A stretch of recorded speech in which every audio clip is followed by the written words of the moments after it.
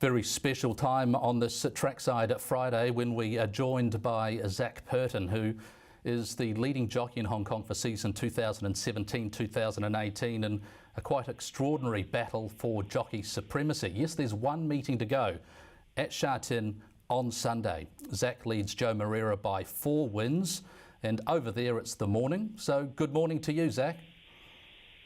Good morning, JT.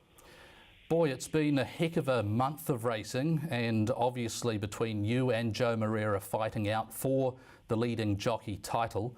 Going back to Sunday, you had a lead of 3, and after 2 races that had eroded to 1. What was that like for you? Well, I went to the races thinking he'd win the first 2, so I wasn't totally disappointed with that. I knew I had some decent rides coming up after that.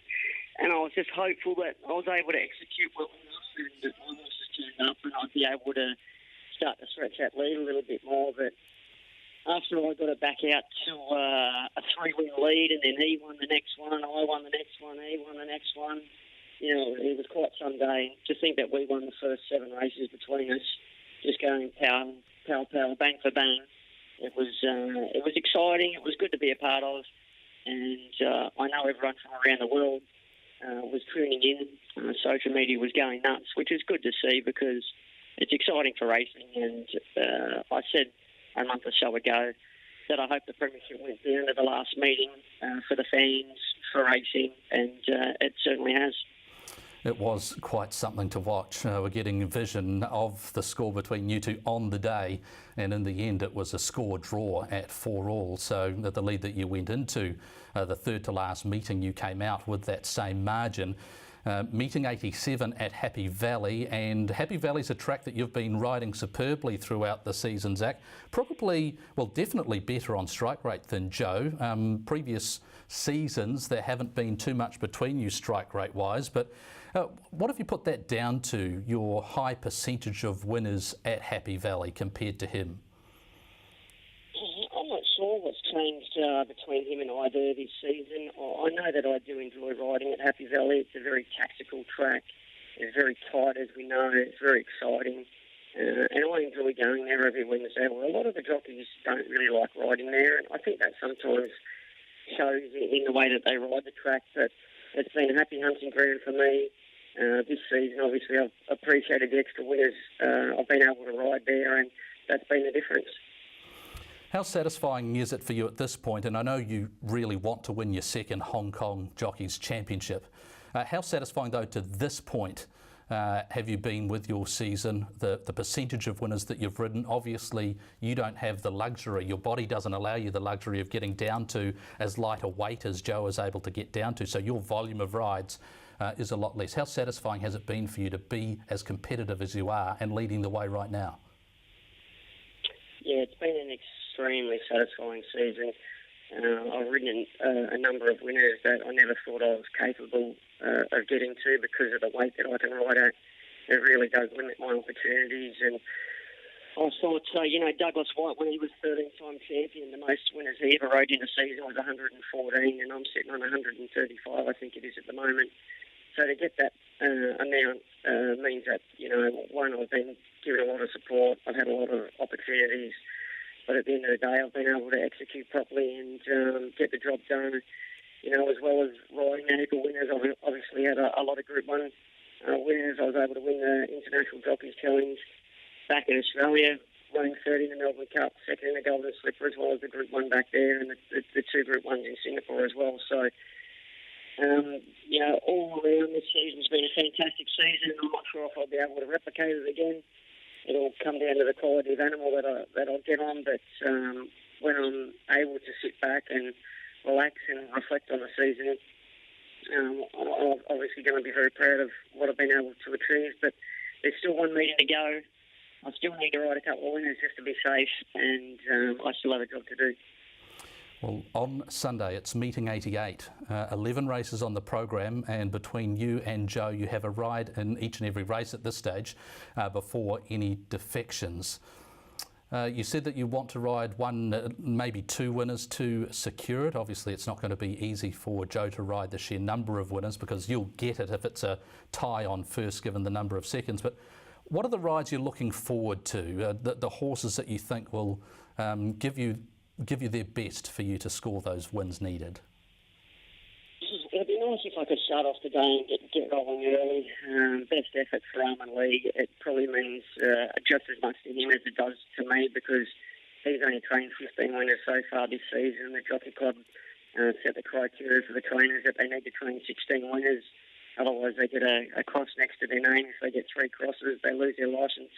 Unfortunately, he's already had 2 crosses, so he really needs this winner to help him stay alive, basically. So it'd be nice for him to get a win early in the day for me, and that'll get the ball rolling. Another horse, Red Horse, trialled well the other day. I'm looking forward to riding him, and then later in the day, obviously, a horse like Rise High won his last 2. He looks like he's a nice horse, a progressive horse for next season. Hopefully he can finish the day off for me. In that race, you've got Rise High. You also rode Dr. Jeff to success at his last start, and Joe has picked up the ride on that horse. Can you tell us about whether that was your choice, or was there a previous booking for Rise High? I had a previous booking for Rise High. Casper always had the idea to give him a little bit of a let up towards the end of the season and then run him in this race on the last day. So I booked quite a way out for him. There's not much between them. They're both very good horses, and it will just come down to how the races run and who gets the best run. Of course, for those that don't know Hong Kong racing that well, you don't have a jockey manager. Jockeys aren't allowed to have someone else to manage their own rides. You have to manage those. How important has your knowledge been over your time there in making sure that you're competitive in this season, when last season and the season before Joe had plenty on everyone? Yeah, well, it's not easy. The political side of it is just as hard to manage as being able to ride the winners on the track, to keep all the owners happy and keep all the trainers happy. But I've got a system where, 99 times out of 100, once I take a ride and I give the owner and give the trainer my word that I'm going to ride that horse, I stick to that commitment, even if a better ride comes along after that. And I've found that over the long period of time that the trainers and the owners appreciate that, because they know once I'm committed, they're going to get me. Whereas Joe done things his own way, and he would promise 5 or 6 trainers and owners that he would ride their horse in that race. And then once the entries come out, he would go through and see which was the best one. He would ride that, and he'd let 4 or 5 trainers down. Now, that was okay for a certain period of time, but they soon grew tired of that. And then his support started to drop off a little bit. The ride started to get spread out more evenly again, and that's when the other jockeys, including myself, were able to get more opportunities. If you go back to 2013, 2014, you were locked in a Premiership battle with Douglas White. You ended his reign as 13-time champion. During that season, Joe Moreira entered Hong Kong racing also. What's the difference potentially winning the championship this time compared to when you knocked off Douglas from his perch? Well, when I beat Douglas, I always felt like I was going to beat him. The season before, I thought I was going to beat him, and then unfortunately, with a month to go, I ended up getting kidney stones, had to go into hospital for an operation which didn't go well, and it put paid to my championship chances. But what it done was it gave me the belief and the confidence to know that I could beat him. And I come back the next season basically thinking I was going to win the championship. I was very confident of that. I got off to a great start.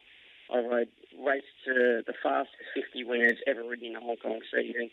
So the platform was right there from the start of the season, and it just flowed through. I always felt like I had it in the bag. Whereas this season, no one ever thought I could beat Joe.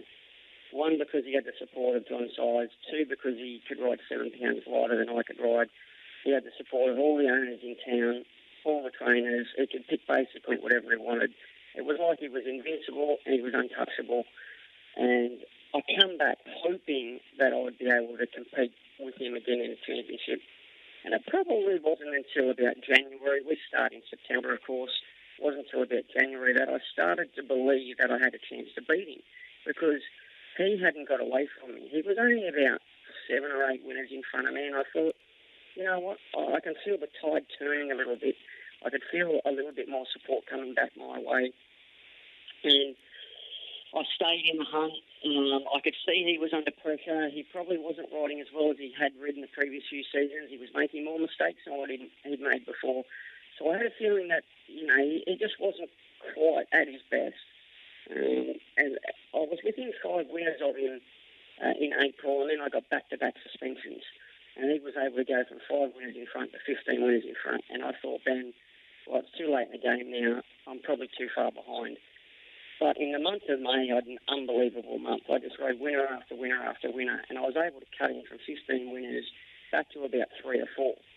And then in a short period of time, I ended up 5 winners in front of him.